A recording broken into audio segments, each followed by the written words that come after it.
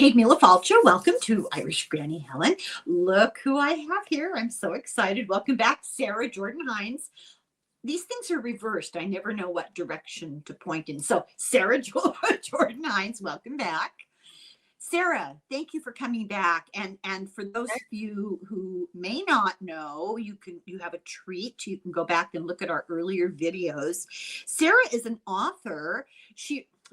Darn it, your book is in that huge pile and it'll take me an hour to, okay. It's like the Eiffel Tower over there. Sara wrote a great book about Dorothy Kilgallen, and she wrote another book about assorted Midwestern stars. Midwesterners in movie land, yeah. Which, you and I did some together, and I've done a few, and yes, it's a popular topic. So what are we here to talk about today, Sara? Well, I think we both have a love of ghosts, ghost stories, myths, and legends, and really just the unexplained. I mean, I've been watching Unsolved Mysteries with Robert Stack since I was an infant.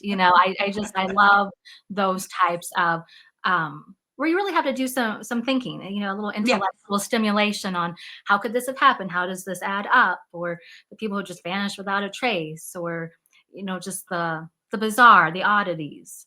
I've just always been drawn to. Yeah, some of the earliest books that I read, I was just completely addicted to Agatha Christie. And then Mary Roberts Rinehart. And I've been trying to find some of her books at the library, and they just don't seem to, they don't have them anymore. It's a little bit sad.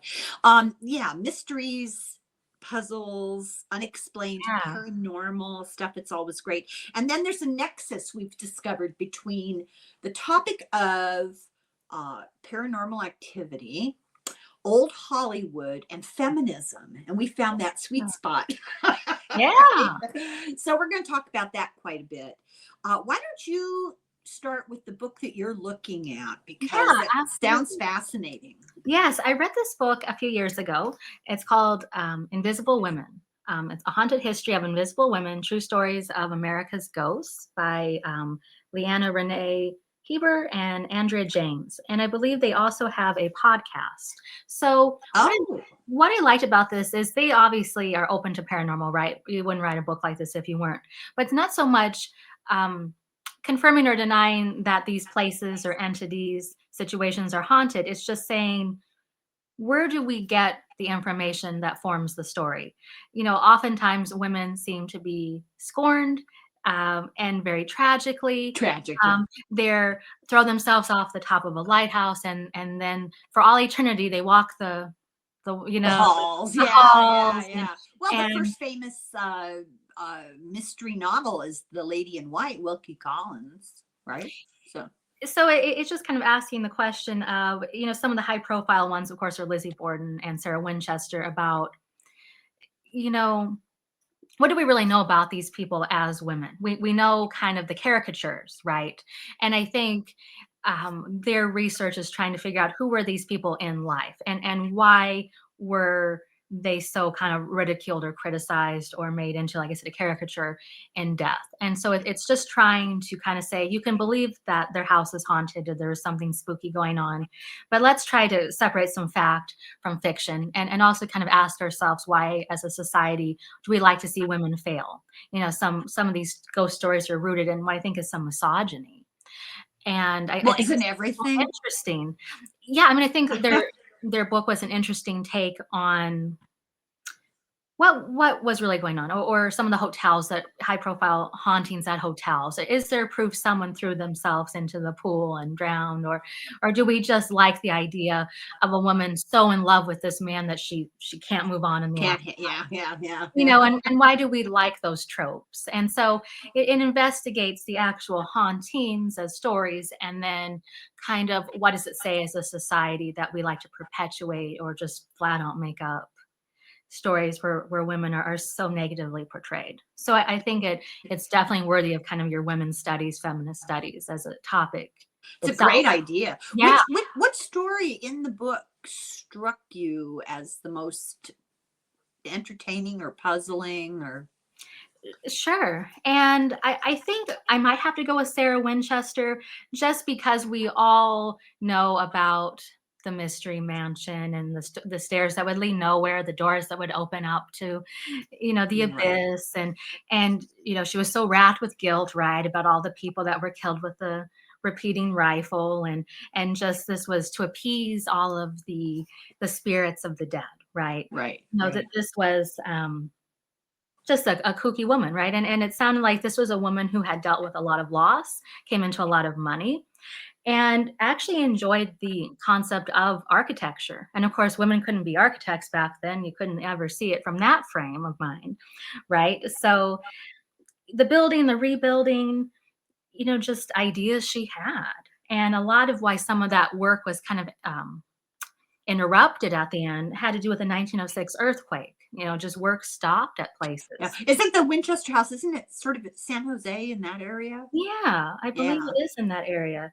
I've never Mhm. been to it. And, frankly, the only thing I really know about it is, was her husband designed the rifle? Is that correct? Mhm. And it was considered responsible for like many Native American deaths and then Civil War deaths. Yeah. Yeah. And was it her husband died and then she went into this real grief stricken situation where she started building? I believe so, and again, I did read this book a few years ago, so it's not Yeah, yeah. super fresh in my mind, but, she had, her, death of her mother, father-in-law, her husband, all between 1880 and 1881. So a lot of Wow. loss, but I think the point of this book was also to kind of reclaim. She subscribed to the architectural record, to, architectural Oh, journals, she did oh. drafting on her own, was experimenting. She had the money, and there was no evidence that she even publicly commented on the deaths of all these people. Like, it was so many, like, years after her death It that was ascribed to her later after the fact. So these so she built eccentricities. these strange, I mean, I've never been there, so I don't know, but Yeah, strange passageways to nowhere and doors that open to nothing. And yeah, did she have any kind of a public explanation for that?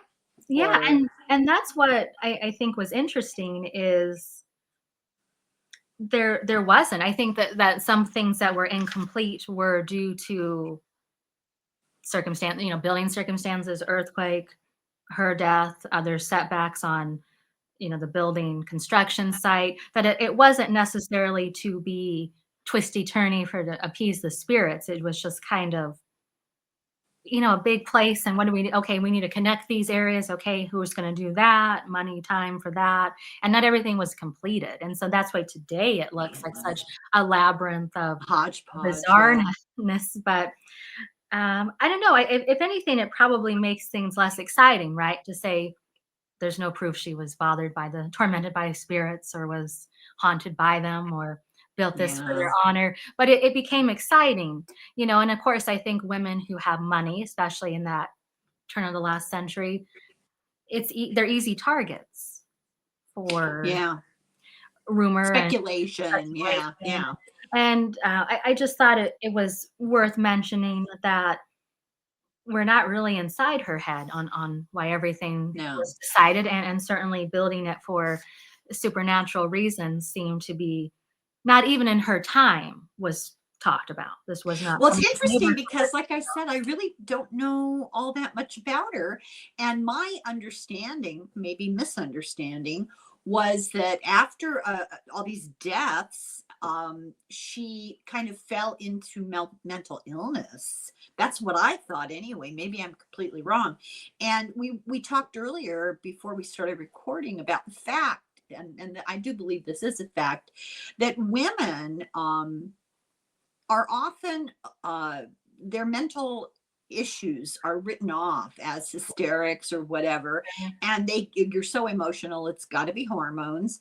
And what is actually a mental disorder that needs addressing is neglected to the point where it disintegrates into something even worse, more acute and more long term too. Sure. And I always thought that's what was wrong with her. But like I said, I don't know any details. It sounds likely with kind of all the loss she suffered, and the house really seemed to be kind of a forum for some self-expression. an outlet, Distraction. a Yeah. distraction. Yeah. Um, if I could, I had highlighted a paragraph here Oh that yeah, go for it. give a little context. It said workers didn't mind building and rebuilding. She paid them twice the rate anyone else did.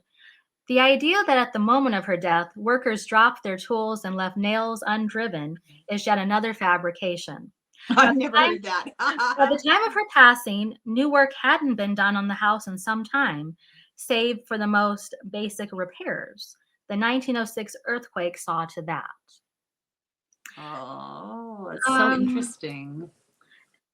so I guess she stands out to me because I think this is an example of how desperate sort of popular culture wants to make her out to be this lunatic that was only going to have a peace in life, peace in the afterlife, if she built this house for the spirits. If And she you can gave just them see all something. these construction guys bragging. I worked on that. Wait till I tell you the weird woman who, I could see that for sure. Sure, Yeah. Yeah. sure. It's only So locker room talk. yeah, I think it's just interesting kind of how women are, if they're just deviate a little bit from kind of what's considered the norm, the default Yeah. in life, Yeah. make some different changes, or they're childless. Never want to be childless in these stories, Oh, right? God forbid. Or Yeah. widowed, or just women who are kind of outcasts, seem to be targeted. I had, and honest to God, this is how everybody referred to them. I had two maiden aunts. My father came from a really large family, and a couple of his sisters never got married. I think they were held under the thrall of my grandmother, who was a Tartar. She was difficult.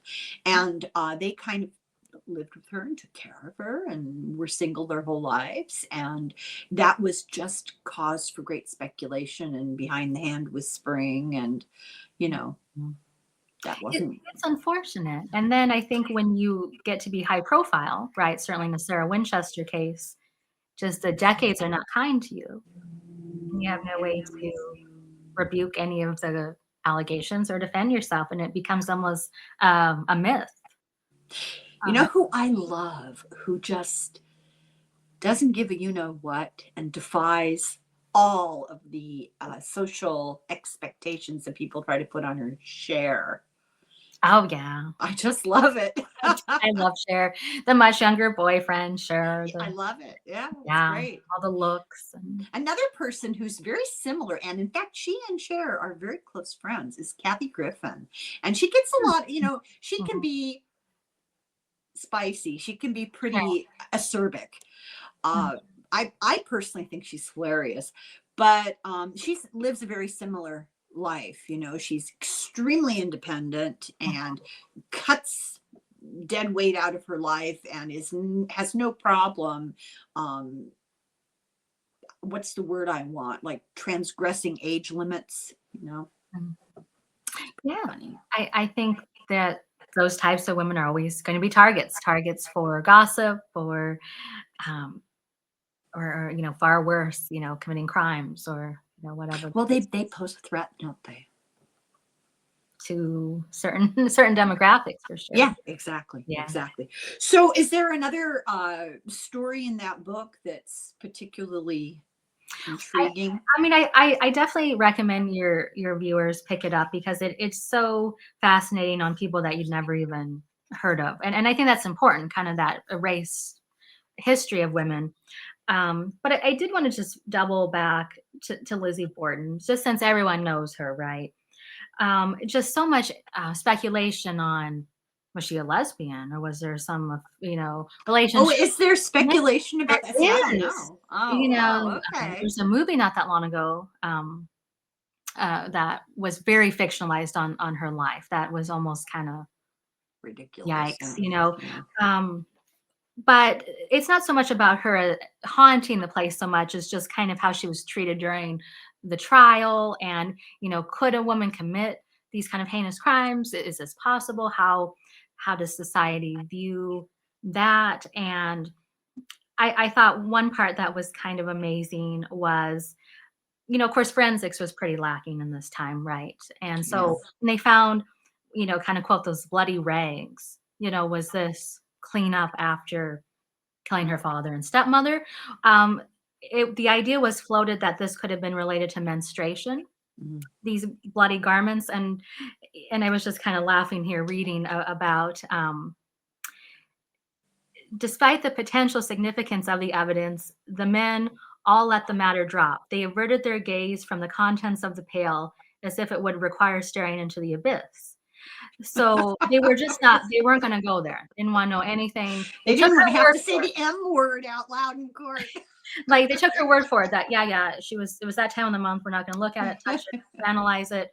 You just go along. And it could have very easily have been bloodied from the massacre, The right? cleanup. So are they implying that, maybe she was a little affected by lunacy because it was that time of the month? I mean, it's too You funny. know, I don't know for sure, but I thought it was worth mentioning that this could have been some crucial evidence to the case, and the thought that if it had anything to do with menstruation, they just shut that down. Nowadays there'd be so much DNA analysis going Oh, on. And I don't even know for sure. How did it end up? Was she found guilty?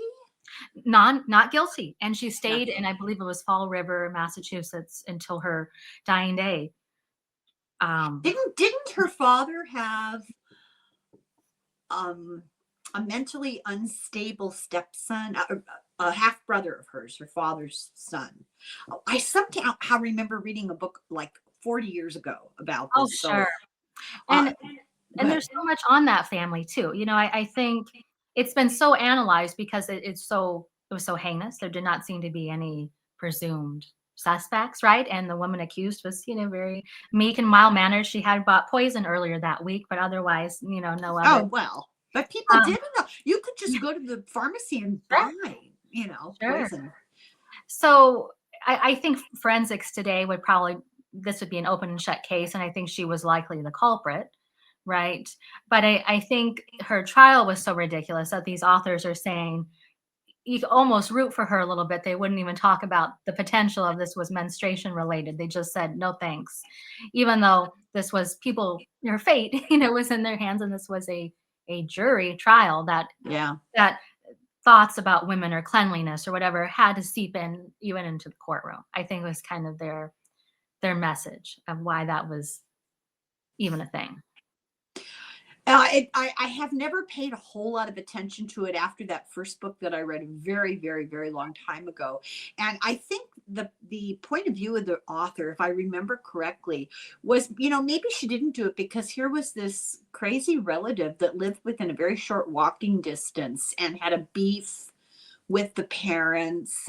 But that kind of murder wasn't all that unusual. You don't hear so much about it anymore, but there was a string of axe murders around that time across the country. Mhm. They Valdosta, I think, is one of them, and entire families were Oh, murdered. yes. Now, I'm in Iowa, and so Villisca, Iowa Villisca, okay, yeah, yeah, I is can the remember. big unsolved crime, and of course, it's a museum slash you can stay overnight there, and it's kind of a big to do. The town itself is microscopic. I think this is its only industry. It was just Well, now. what is that? The Death House. Yeah. They've made some they've taken some looks at it now in modern times in the context of criminal behavior and that kind of thing. And they noticed some really interesting things. There was this string of unsolved axe murders that seemed to follow the railroad Yes, lines. I was just gonna say that. Yeah, I read that. And there was way more to it than just people were axed. All the mirrors in these houses were taken down and Mhm, covered. The mhm. windows were covered. There seemed to be like a ritualistic aspect to it.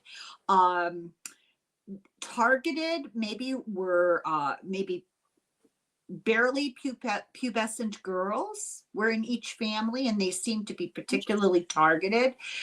In a couple of them, it seemed like maybe somebody was hiding in the barn watching the family for Mm, more than a day or two. So, gotcha. it's been a while since I paid attention. There's a podcast that covers all of them. It's really good.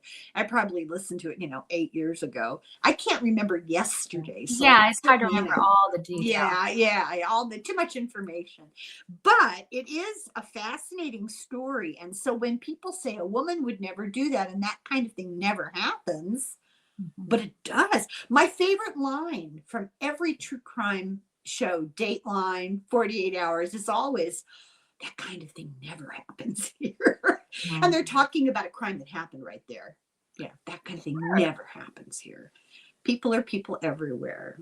So, Yeah, absolutely. And as you know, I'm also a newspaper reporter and also write for magazines. So I know that small towns in our readership, there have been big, high profile murder cases or embezzlements. I feel like that's happening a lot at the city and county levels in Iowa. yeah, You know, yeah. city clerk embezzles $50,000 or Yeah, people get police desperate and they think they can get away with it. yeah, Yeah. and it transcends. It's everywhere. Do you have a favorite crime scene that you've been to? And now another ghoul in me is coming out. Have you been reporting on something that particularly struck you? Um, I have never been kind of what we call the cop court reporter. I do definitely more like business and features, local history, women's studies topics. So I've not been directly at a crime scene. Now, I've certainly been through natural disasters or tornado when that came through Marshalltown, Iowa. But I myself, I don't think I could say I've You'd been more do more white collar crime. yeah, to an Yeah. actual Well, scene. that's boring. We're not interested in white collar crime. Yeah, or at least if a crime had been committed, it was years prior. I was not, like, Yeah. just Yeah. at the crime How scene. about how just I know this is a little bit tiny off topic, but this is a story I've been sort of peripherally following. I haven't watched the courtroom drama yet. I figure I'll get around to it because probably Denise and I will eventually address it in our psychics and psychos. Love it. However, the woman in Utah, I think, who poisoned her husband for the money Mm. and then wrote a book about how to help children get through the grief of losing a parent. You Oh remember my. her. Yeah. Well, she just got found guilty. Mhm. So which was such a surprise. I mean, it was blatantly obvious what had happened. I guess the day after he died. Now it's been a while. Like I said, I haven't followed it religiously recently. But apparently shortly after he died, she was on the horn to the life insurance person or the money people demanding, Sure. That's not mysterious. Yeah. now, my best advice is that if you're going to take out a large life insurance policy on yourself, don't tell anybody, especially not the recipients.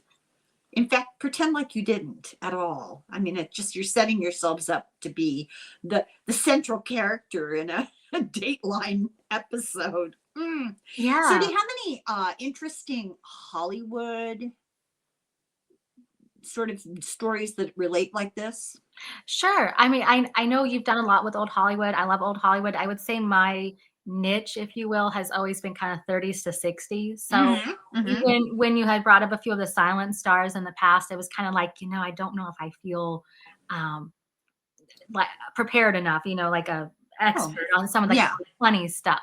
Oh, Uh, that never stops me. So just go right Yeah, I ahead. just for whatever reason, my research has just not gone quite back that far. But I know when you had me on for my going Hollywood and Yeah. Midwest movie land, I thought Jane Harlow's husband, Paul Byrne, I thought that was crazy, Yeah. and certainly.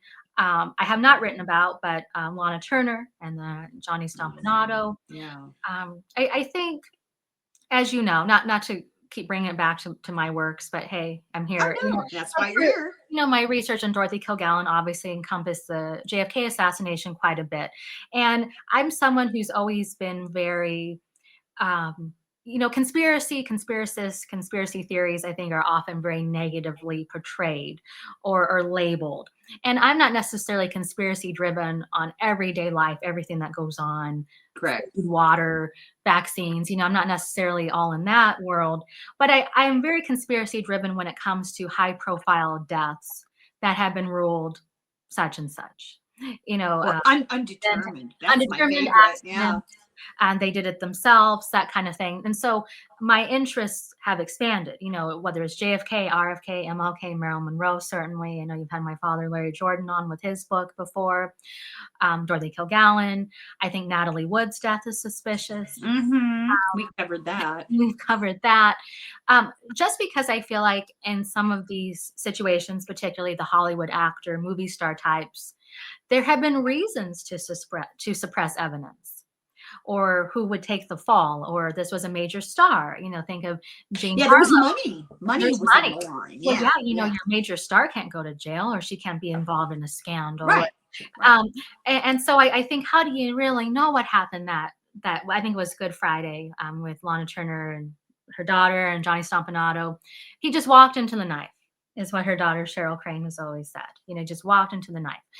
And if that's true, you know, Lana had her lawyer there, MGM was called, you know, everyone was called before the police. And so I often wonder if these things are correctly portrayed, or if justice had its day when all these other people were called, or people doing laundry before the police come. We know those stories. And Yeah, no, we did Lana Turner. Did you not do it with me? I thought you did. Maybe it was Deborah Lupien. I can't remember.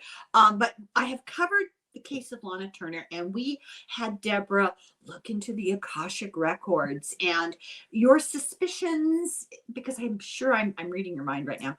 I'm pretty sure I know what your suspicions are, and they were absolutely verified. And I don't think Deborah really knew what the suspicions were. I tried very hard not to feed her information. sure. Um, Here's a case that's very similar to that. In the early 20s, there was a really famous director, William Desmond Taylor, and he was found shot to death at his desk one morning early.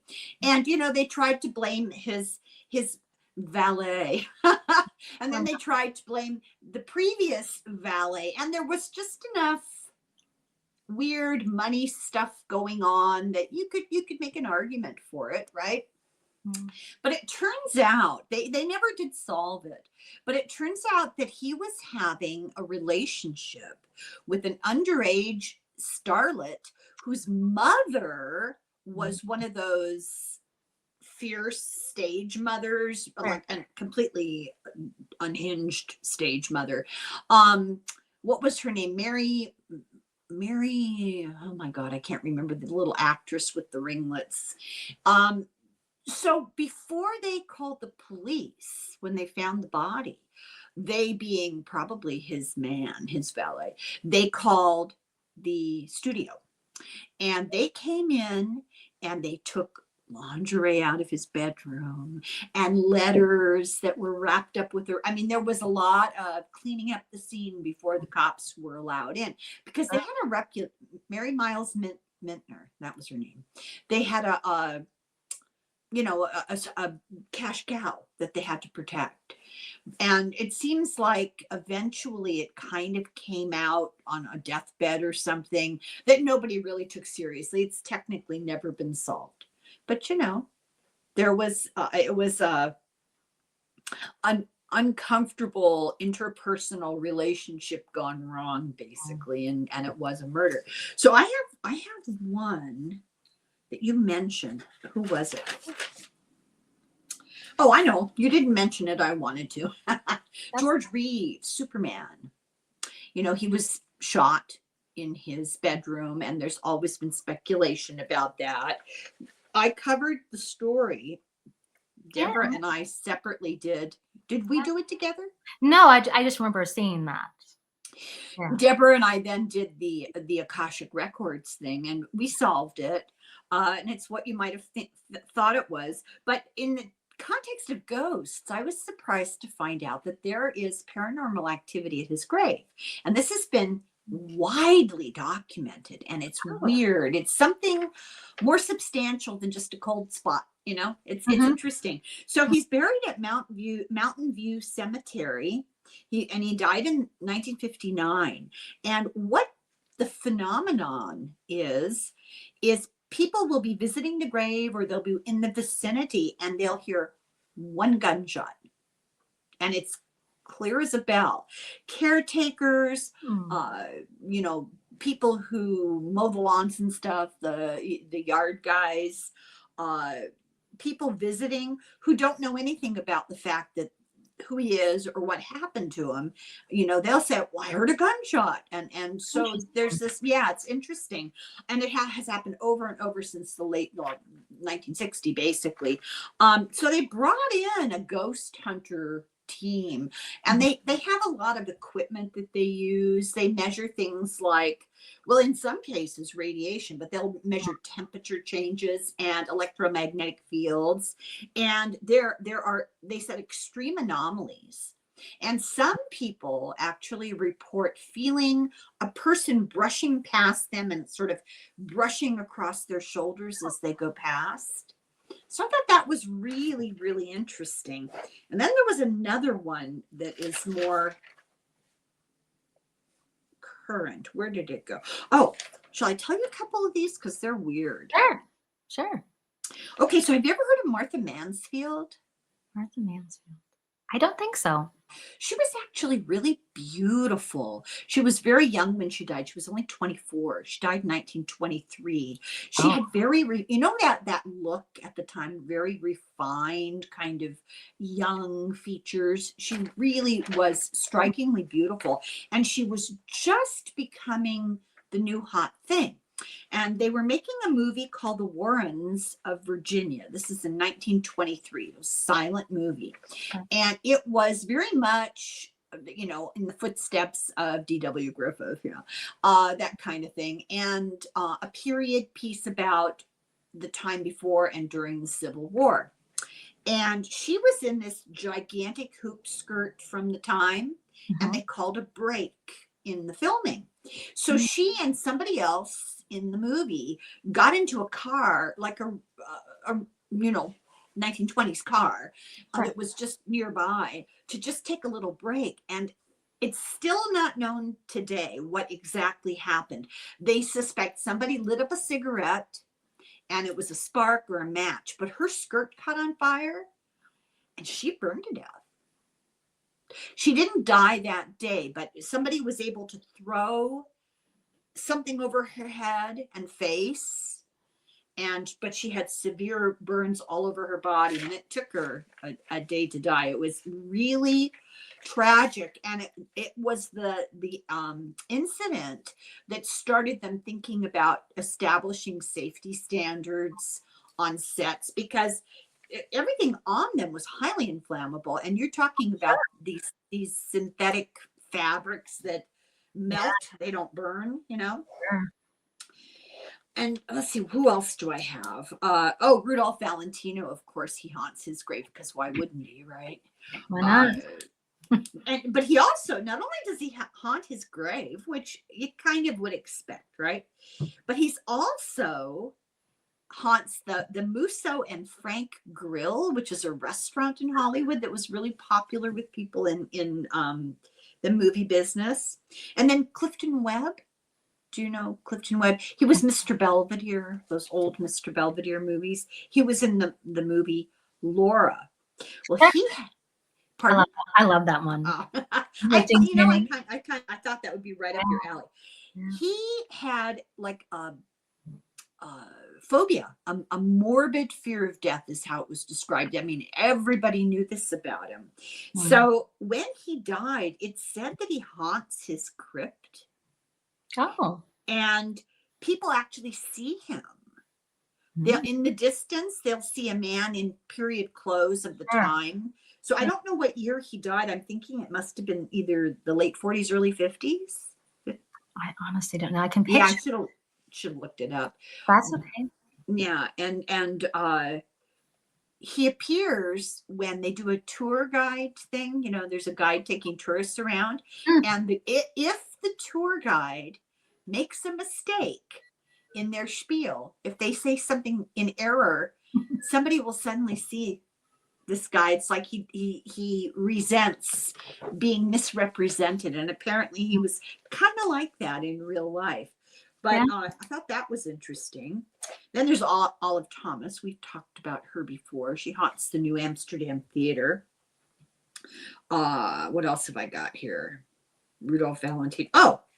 Here's a good one. Okay, so there's this hotel in LA, and it's now used for low income senior housing. And it went through a really bad time Oh, okay. in the 70s and 80s. It's called the Knickerbocker Hotel. But in the 20s and 30s, especially, it was the happening place. I think Marilyn Monroe and Joe DiMaggio stayed there. Okay. Famous people stayed there. It was really a hotel. Sure. So I remembered the name Knickerbocker, and I kind of thought I knew what it was, but I double checked, and I did know. Do you remember in the 20s when they wore those funny pants that kind of were like golfing pants that were short, like knickers, Yeah. Yeah. Okay. So they're called knickers because they resembled the pants that they wore in colonial times in New York, especially the colonists who came over from Holland.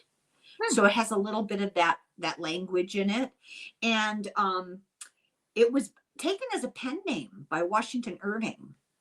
Oh, interesting. Like the what did he write? The Headless Horseman, and this Legend of Sleepy Hollow. Well, he took the name Diedrich Knickerbocker as his pen name, and it was kind of a slang term for New Yorker. Anyway, the Knickerbocker Hotel was really a hot property for a really long time, really, really famous. But it's now, the building is still haunted, and it was haunted when it was still a nice hotel. So one of the ghosts that haunts it is a dog. I just love this. I think this is great. So in the 1930s, the manager, who was a long-term manager of it, had a dog named Speck. It was an Irish setter. And he trained the dog how to operate the elevator. Oh, clever. This is widely seen. I mean, it was like a party trick. People would come and, get in the elevator, and the dog would push the button. But apparently this dog's ghost haunts the hallway and the elevator. Still today. Yeah. And let's see, Lon Chaney. So Lon Chaney, man of 1,000 faces. Yep. He was very famous for the makeup that he did. Sure. Who was he? Who did he play? Did he play the Hunchback of Notre Dame? A lot of like the monster. Right. Yeah. So when he died, he left instructions not to put a label, not to, identify his grave, because he felt that his work should stand for itself. What that means. So he's got this unmarked grave in this big, Forest Lawn, famous. Graveyard, yeah. But it's way off by itself in the corner with no markers, so you would never know who you were hanging around with.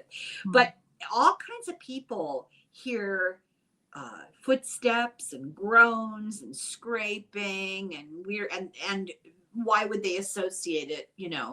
Not knowing that it's him. Staff hears it, and they have all kinds of technical issues whenever anybody brings anything in there, like if they bring a camera, or like television crew will come to Forest Lawn because it's famous and there's a lot of famous dead people. They can't get things to work or anywhere near his grave. It's really weird. And a medium was brought in, and she didn't know who she was coming to read on. Now, you're coming to Forest Lawn as a medium. There's an embarrassment of riches. There's so many famous people buried there. So she was brought in, and they wanted really for her to read about his grave. And she said, and there's no name, she said, I keep seeing somebody who keeps changing appearance. I just, every time I get an image, it's something different, and I don't understand what that's all about. Nice. I thought that was really interesting. Oh, and Thelma Todd. Do you remember we did? I remember. So she has a grave. She is buried, and people talk about at her grave, people are overcome by a sense of dread, and a lot of people who don't really know her story. She's not that well known anymore, right? Maybe you and I would say she is, but when I mentioned her to other people, they're like, who? Yeah. But there's this sense of outrage, they say, that they feel this angry energy and a sense of injustice and outrage, and that the cold spot, they feel it get cold, but it follows people around. It goes with them, so it leaves her grave. And people get the sense that she's trying to communicate, and from the corner of their eye, they'll see the reflection of a woman's face. So there's a dark marble, they'll see the Yeah. shining reflection of her face, uh, and orbs. Oh, Tons of people have seen orbs in the area, so it sounds like there's something going on. Have you ever experienced a ghost? oh, I thought you might be leading up to that. Um, I'm so predictable. yes. Yeah, yeah, yeah. I would say yes. Trying to think where I'm gonna go with this. I'm friends with a lot of people who have seen them, consider themselves to be kind of sensitive psychics. I'm surrounded by that, but I feel like I haven't had a ton of experiences. But the things that have happened to me, I think are, if that makes Mhm. sense. Like I've always been very drawn to it and open about it, but I would not call myself a magnet for it, if that makes sense. So, Well, now wait a minute. well, You feel like you're surrounded by it, and lots of things have happened to you in that field of the paranormal. maybe to people around me, I should say. I feel like I've only Okay. personally had a couple that I would put in that realm. I just mean I seem to draw people who have frequent, maybe Yeah. is what I would say. I, Yeah. I draw that, but so I've always been very open to, I believe you. I think you have seen something. I just haven't seen anything huge. But I guess some of the ones that I would harken back to both happened at my high school. They were both, Ooh. yeah. So I'm from a very small town, and I went to a school in Guthrie Center, Iowa. It's actually not even called that anymore. They merged with an area school, Adair Casey. So they call themselves the ACGC Chargers, which is kind of cute. But it wasn't that when I was there, Oh, okay. I just got it. right? I thought someone was thinking, someone was being cute. I like Yeah. that. Super small town. I had about 40 people in my graduating class, not even. So I don't know. There were some losses throughout. We had a close teacher we lost when I was a freshman. I lost a couple classmates as we went along. So I never was sure what energy, but I felt like there was energy, right? I think energy gets trapped in even Yeah. residual Yeah. hauntings, right? Um, I'll lead off with my less scary one, and I'll build. I was Okay. in the women's restroom after school, and people were clearing out. They had extracurriculars, had to catch a bus. I was always kind of a dawdler. I'm going to do this, do that, and so I was just a handful of people left, and I was the only one in the restroom. Well, that's what I came to discover. And I was in one of the stalls, like a three, I think there were three total or something like that.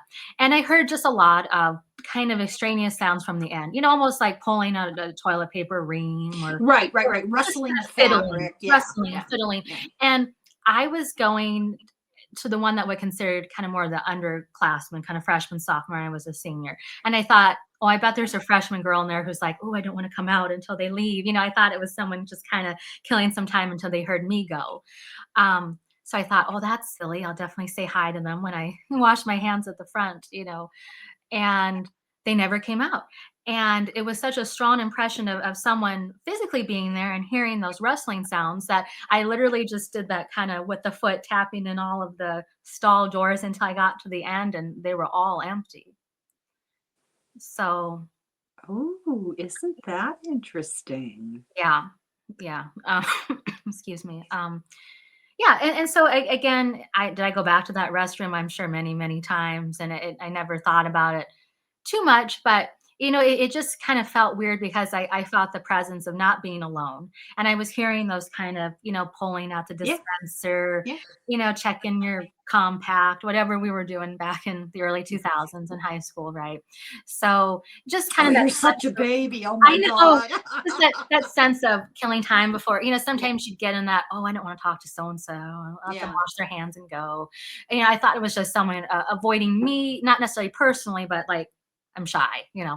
Uh, and I mean, we're like, when I got to that last stall and it was empty, I mean, I did kind of have ooh, creepy. And then you question yourself, don't you? Well, it seemed trivial, but um, and I would hear things, our elementary school, different building, and some of the my classmates were doing like student custodial positions, just a little extra money, and they would always have stories of things they saw or heard at the end of the night, and just taken together, you wondered if you had seen that. My bigger story is actually one I've written about a little bit, but I haven't been sorry that public about it. But it was a weird incident. This was also my senior year, and I think it's a story you've probably never heard before because it's so odd. It's not your typical ghost. So I was in high school, senior year, taking an art class, and I just hadn't quite gotten around to taking kind of intro. So it was me, a couple of other juniors, but mainly the freshmen. It was kind of your first year art class, and I was just now taking it. So it's a little clicky. The freshmen were sitting in one area, I was sitting, in the other with the other. Well, they're probably afraid of you. I, I was not as outgoing in high school as I am Well, you today. were so much So- older. Oh yeah, that was 2 years. Yeah, it's a big deal. Yeah. I had a lovely teacher, Mrs. Nielsen. She knows I've spoken about this story, Kelly Nielsen. And it was one of those right after lunch classes. So you're kind of dragging a little bit. And this was in the days of the overhead projector. So she was like doing a sketch for us to, keep, draw or replicate. And we had our chairs turned towards her. So I was sitting in a way where I had to turn to see her. So I just kind of shifted, and there was a wall behind me. It was beside me, but behind me when I shifted. Right. And one of the other older, junior girls was sitting. I was sitting with her, and she was very nervous, very agitated, kind of fidgety, and I was just like, "What are you doing?" And just staring at that wall. Maybe about 10, 15 minutes. And I kind of was like, what's happening? You seem kind of upset. And she said that there was something behind me. And of course, I'm in a room full of, 20, 25 people. So I'm not like really afraid, but, I turn and I see it. And the best way I can describe this is it's like, I don't want to say a vampire, but it had like a cape and it was dark. It was a shape like a shadow person. I know that sometimes people refer to things that way. I don't know what it was. But it was dark in the room since we had the lights off, of course. But there was dark and then there was like dark, dark. And this thing was the darkest dark. And we had things, the art room was very packed. There were like even mobiles hanging from the ceiling. It was an art project of cartoon characters the underclassmen had made. And so they were blowing in the breeze. There was a little bit of a breeze in the room. And I could see their shadows very clearly on the wall. And they were not as dark and they were moving, with the breeze, Tweety Bird or whoever people were kind of coloring and cutting out. This thing was stationary.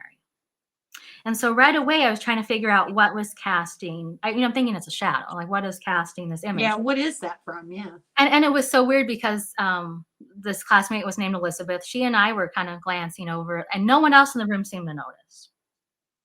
That's the other thing that was kind of unsettling. It seemed like maybe only we could see it. Don't know. And I pretty much just said to her, maybe it will go away if we stop looking, like just not feeding into the energy of it, whatever it was. And then, of course, in a short time, the lights went on, class was over, and never saw it again. It did change position in the room a few times. We didn't see it move, but it would move, and just try to stay focused on the lesson, But it had a dark feeling to it for sure. And it would be a little bit after the fact that I learned that the third girl who was sitting with us, who was typically homeschooled during the week, but would come for some of the electives, band, choir, art, that kind of thing, was seeing this at her home. That was the story I was told, that this dark entity was following her. Wow. And even like footprints in the snow kind of following. See, I was going to ask you, did it feel attached to any particular person? But there you go. I had to assume we saw the thing that followed her. And I don't Yeah. know if this was short term, long term. I don't feel like she completed the school year with us, and I'm not saying that was why, but I didn't have a lot of time to consult with her, very quiet. Also, like a junior. So she's like, okay, we all have to sit together. We can't sit with the freshmen, right? It was one of those kind of weird things. But we weren't all necessarily that close. We just kind of picked a table, the freshmen Ageism. Yeah. clustered. Yeah, but I was I can still picture in my mind, like, what is it? And it very much had kind of a cape and was very, like I said, darker than the rest of the shadows, if that makes Was sense. it as tall as an adult person? No. And it was just stationary on the wall, and again, I kept thinking, "Has to be a shadow of something." It was a very packed room, lots of supplies, lots of projects. Yeah. So I kept looking around the room thinking, "What is casting this?" And again, so much that was hanging was moving, and just like the Yeah, air but it was was stationary. kind of, and it struck me as it was not moving like the other shadows, and it was, like I said, this darker than dark color. You know what I mean? Like, we had a little light from the Yeah. overhead and Yeah. Like under, black hole almost. yeah, it wasn't pitch black in there, but darkened, and so it was dark, and, I have to say, like, I was very not wanting to really tell people, but the people I told, my parents are like, "We support you on you saw something, and let us know if you see it again," and Well, what there's was an not there. awful lot of stuff that happens that you don't Yeah, know what to make of it. yeah, I have some questions you probably wouldn't know, because why would it occur to you at that age to ask? But this girl that was she homeschooled for religious reasons, or was she homeschooled because she had some personal problems? I think that's a good question. I didn't know at the time, and, it was one of those things where she wasn't in any of my other classes and was just kinda hello, goodbye, very quiet. Um, and again, sometimes I didn't always know if some things were just kind of people talking. It's a small town, it's fun to gossip. You don't always know if things are right. I know for sure she saw this entity at home. I never asked her directly. Right, you didn't pursue it You hate because who would you ask, right? But I never saw it again, and, I continued going to art class, and I was usually not I didn't linger per se. I kinda did our projects and left. I was just a little creeped out after that, but I tried not Yeah. to dwell on it. Never saw it again. Did you feel any particular kind of energy coming from it? Yeah. Yeah, not Oh, good. did you feel like it directed at you, or was it just in general? Well, I didn't feel like it was aimed at me. I thought it was strange that people weren't all seeing it, right? I thought that was odd that Yeah, and, yeah, like I said, it was that post-lunch time where I think so many of us were kinda dragging. It just always seemed you could yeah. just predict that class following lunch. You were trying your best, but you weren't giving it your all. But those freshmen just seemed hypnotized by our teacher. They couldn't take their eyes off of her. And that felt weird to me, that no one else Well, saw the what you're wall. describing is some people have more of a receptive energy to Mm, seeing or mm, experiencing or to being contacted. sure. It's easier for energies. I don't know. It's hard to come up with the right term, but it's easier for them to reach out or contact, make an impression, appear to some people rather than others. And you made the comment that you're surrounded by people who've had these experiences. You know, don't dismiss your own abilities. I mean, I wonder, I never felt like I had anything, after those couple, those were kind of probably the same year or so. Sarah, look who I we're talking I to. don't How know. random is that? I mean, No. come on. Given the job you have and where you live, Yeah. how random is it that you would suddenly be in the thick of what really is a very connected group of people? I have to tell you that this little group of people who do tarot cards and astrology, and they're actually very, very into metaphysics, philosophical stuff, and I think it draws. I really do believe it draws people. Let me put it a Yeah. different way. I've had people come and talk on my channel whose book I've covered, like with you, Mhm. And when I first started out, I was a little bit more apologetic. And I'd say, I'm just, so I really am a grandmother. And please don't let the name of the channel sort of put you off because it sounds kind of trivial. Sure. And I'm really serious about your book. And, and I had more than one tell me, what are you talking about? Every morning when I get up, I pull a tarot card to see how the day is going to be. These are Yeah. well-known writers and people that are kind of pundits, and everybody's into it. It's more really mainstream. interesting. Yeah. Yes, it really is. And in fact, I think, where did I hear the other day I know it was, I get together on Wednesday evenings on a channel called The Cosmic Fold, and we always talk about anomalous stuff.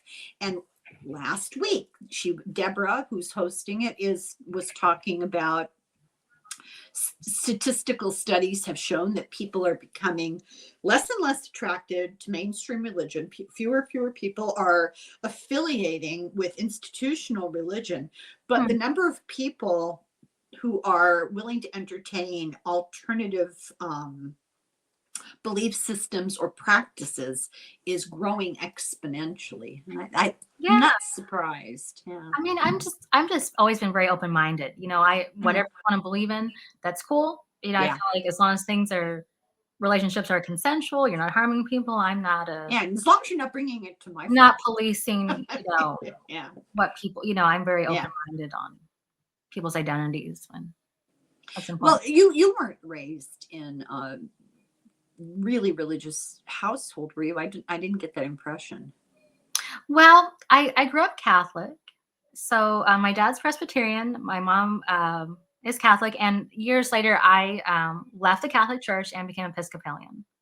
And so, it's kind of a nice compromise between Presbyterian and Catholic. I could see that. Yeah.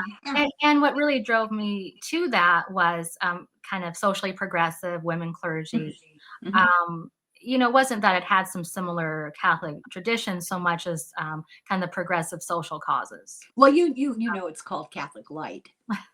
It is. And I think some of that's fair. Some of that's not the whole picture. Right. But so I felt like I wanted to be in a faith that was more welcoming to women, more open. Wasn't that minister who spoke after the inauguration and who was in the front of Lafayette Square? Isn't she Episcopalian? What's her name? Beatty or Boogie or? Yeah. I know. You know who I mean? Yeah. I do. And what she said, that's the kind of things you hear on Sunday. This was not a political ploy. I just was very struck with some of the causes, kind of social justice movement, you could say, that I identify with, as a feminist. And well, isn't that what religion is supposed to be about? How to treat other people? I mean, I'm flummoxed constantly, by reinterpretation. So I'll tell you my ghost story. Yeah, go for it. Okay. I've said this before, so people might not want to hear it again, but So my husband and I had a friend who her husband worked at the hospital with my husband, and she had a 1-year-old, and we had like a newborn and a 3-year-old. So we had this conglomeration of little girls, and we're good friends.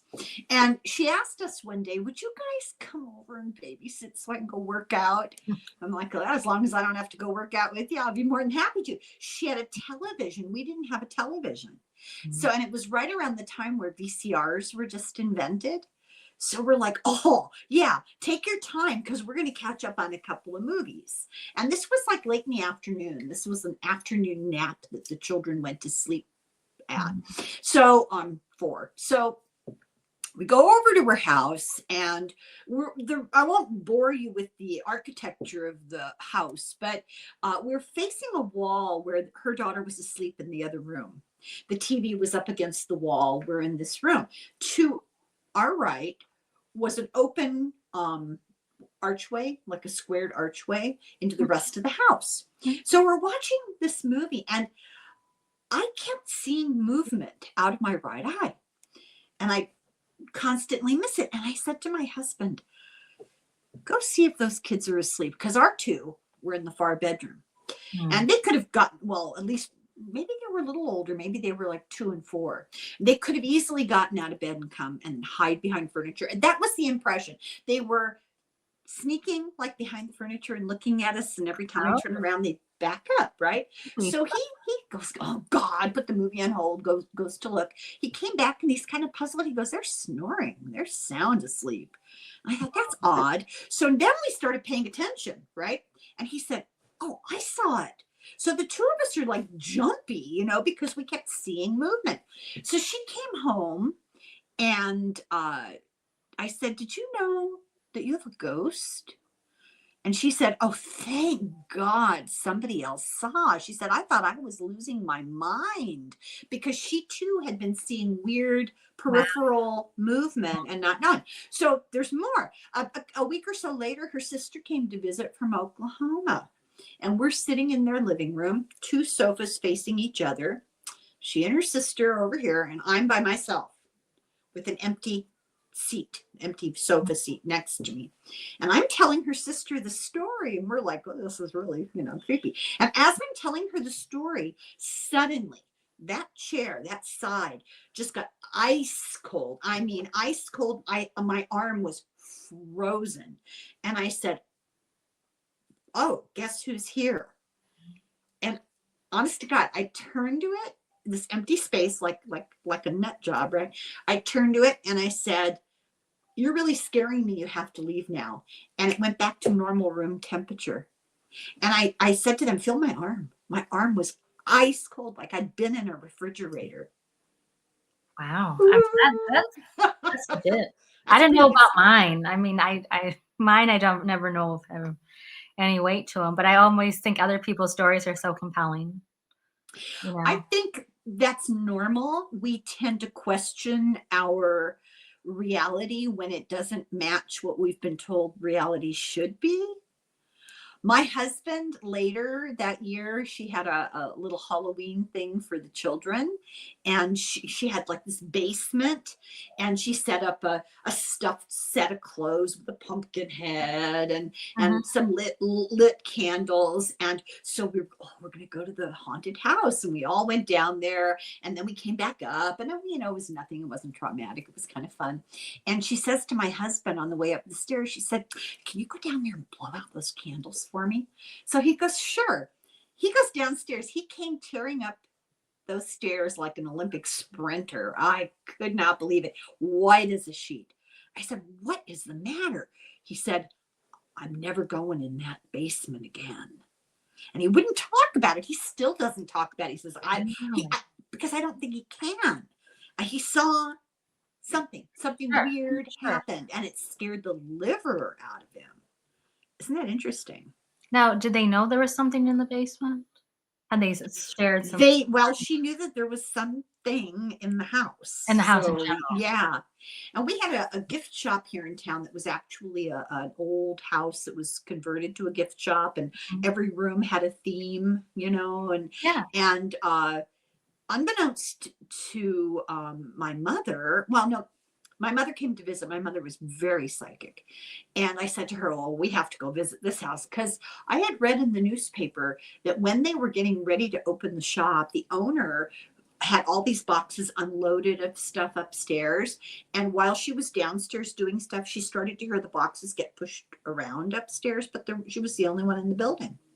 So we go to this house and we're looking around, and it's a cute little gift shop. And, go up the stairs. At the top of the stairs kind of took a turn, had a lower landing and a higher landing. And at the top of the stairs, there was a big piece of furniture that she was using as a display for Christmas ornaments. So we're standing with her back to the stairs, and we're looking at the Christmas ornaments. And I start to hear footsteps. And my mother heard them too, footsteps coming up the stairs. And it was early on, like the Monday after Easter. Nobody was shopping. My mother had to leave town, so we were doing this early. So we were the first and only people in the shop when we came in. And so I thought, oh, I bet she's a little nervous. We might be pocketing things, because she didn't know us, So I turned around. I actually had my hands ready to pull my lining of my jeans pockets, you know, and I was going to go, nothing in my jeans. And there was nobody there. But the footsteps kept walking past us. They had come up the stairs.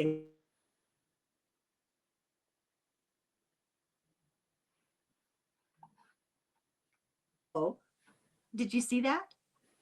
Did you Oh, just you just frozen me for one moment. That's right. It all went blank because this is a real story. I'm telling you. So we decided, let's go home. So we went back downstairs, and my mother said, one more minute. I want to go through that parlor. They had like a front room parlor with a big bay window. And there was all kinds of china and crystal and stuff. She wanted to check it out. So I went to the bay window to look, and she went over to the other end of the room by a fireplace, and she said, oh my God, Helen, come here. I'm like, oh God, you know, now what? So I went over, and she reached out to kind of pull me closer to her, and when her hand touched my arm, the whole corner filled up with the smell of lilies, and the temperature was at least 30 degrees lower than the rest of the house. And at that point we said, time to go. So we decided, you know, well, we both kind of came to the conclusion together and, you know, separately. And I think that it makes it more legitimate. They used to lay bodies out in the parlor. Sure. Yeah. And it was that old of a house. And I said to her, who do you know, did you get a feeling of what that was, who that was? And she said, well, it felt like a man. I said, yes, it did. It felt like an older man. And I feel like a previous owner was just making sure his house was okay. You know, it was, yeah, it was fun to hang out with my mother. You never knew what was going to happen or who was going to show up. Yeah. Very annoying when you buy somebody a Christmas present and they always know what's in it before they even unwrap it. Every time. Every time. Really annoying. Well, we have to come up with more of these stories for Halloween. Oh yeah, I love, you know, true crime, ghost stories. Those are. Oh yeah, yeah. The creepier the better, right? You need to watch. Well, I mean, you don't have to, but I would strongly recommend. I just am in the process. It'll be tomorrow. I'm putting up my final extra video on Charlie Manson. And I'm not into like the blood and guts part. I'm much more into the psychopathology. There are a couple of psychiatrists, psychotherapists on YouTube who are into the same thing. One of them, his specialty is behavioral analysis, but he's a psychotherapist. The other is a PhD in something. I don't know. He's a brainiac, and he's a medical doctor, and he's a psychiatrist, and he's really into evaluating all of these kind of well-known, you know, psychos. But he does it kind of from a philosophical point of view. So I'll give you an example to make it seem understandable. Koberger, the guy that killed the students in Idaho. Oh, yeah. Okay, so he did a whole like 2-hour thing on him. And he did it from the point of view of the book Crime and Punishment by Dostoevsky. And he compared Koberger to Raskolnikov. So so he did one on Charlie Manson, and his analysis of Charlie Manson is absolutely fascinating. And so I pretty much stole his entire video with give him full credit, you know, full credit, but it was fabulous. So anyway, this was fun. I didn't know where we would go, what direction we would never go. do. No need. I hope you'll be back. Absolutely. Thank you. I'm glad. And tell your dad I said hi. I will. Tell him he needs to get going on that Maryland book. I'm tired of tripping over it. That thing's like a gigantic block of wood, you know, over here. I know. He is an epic writer, and I'm sure he'll want to share some of his current projects with you too. I don't want to overstep. Oh, he told me what he's working on. Yeah. He told me what he was working on, and I fully intend to do that on my channel. Yeah, I mean, hot topic. Yeah, I mean, more power to him. You know, me being a newspaper reporter, kind of as the day job, I feel like I've gotten into a rhythm of kind of short and sweet. Like, I don't think I could write a 500, 600, 700 page book. I don't think I have that in me. You're kind of taught, kind of that inverted pyramid, and I could write maybe 200 pages fabulous, right? But I don't know. I just don't have maybe the patience to. No, but he picks these topics that are so overloaded with facts and Yeah, I admire it. side streets, that you would need 1,000-page book to cover. Oh, sure, sure. Yeah. It's a dense. These are dense enough topics and people and historical situations. But yeah, I admire that. I definitely am more short form, day to day anyway. Well, everybody's attention span is becoming more and more limited, so you're right up everyone's alley. Well, that's all. Thank the devices. Well, listen, Sarah, it's been so much fun. I'm really grateful to you, and I like that book. I really do want to read that book. Yeah, yeah. I recommend it. It hits kind of my feminist interests and the spooky stuff. It balances it very well. Perfect conjunction, yeah. Yeah, they're not saying you got to believe in every ghost story, but just to be a little discerning with what you believe. Yeah, like what is the motivation behind it? Because with women and women's stories, often they're defined by the patriarchy, right? Yeah.